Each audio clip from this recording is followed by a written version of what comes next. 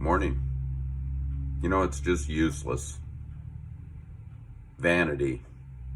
What's the point? You ever have one of those days? Months, weeks, whatever. There's a book in the Bible called Ecclesiastes, kind of deals with that, and we're going to study that. Vanity, vanity. Everything is vanity. Everything is meaningless. If only I had a better job. If only I was older. If only I had a better husband. If only I had a nicer house. If only. There's this view of life that it's useless, it's nothingness, it's futile, it's without purpose.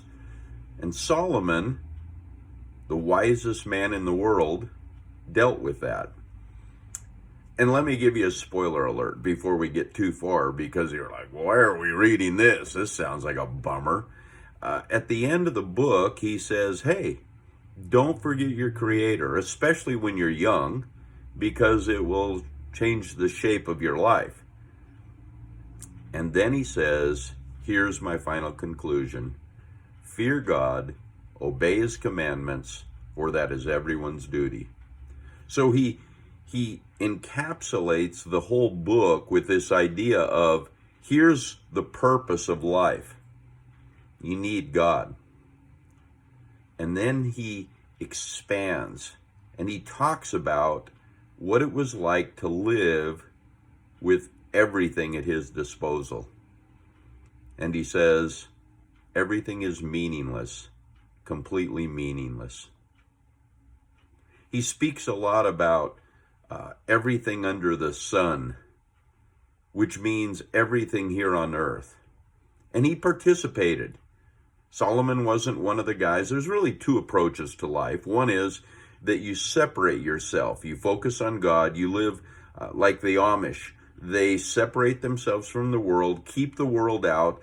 That reduces temptation and helps them focus on the Word. That's one approach. The other approach is to be using the world, to be in the world, but not be influenced by it, to transform the world by what we know and the way we live. And that was Solomon's approach. He dove right in.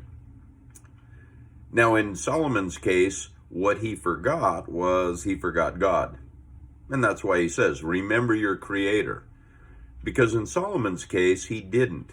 And he tried everything. He participated in different things. And it didn't ever fill him up. Didn't bring him happiness. It didn't bring him purpose. And so he says, vanity, vanity, useless. Everything is worthless. I don't have a purpose. But the key is, if you try to live life under the sun, if you will, just in this world, it's going to feel that way. When you leave God out of the equation, because God has designed a life for you. It says He has prepared things for you to do.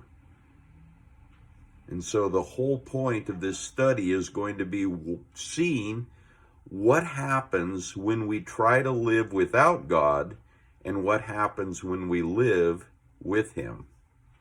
So come on the journey with me, but today, remember your Creator. God bless you.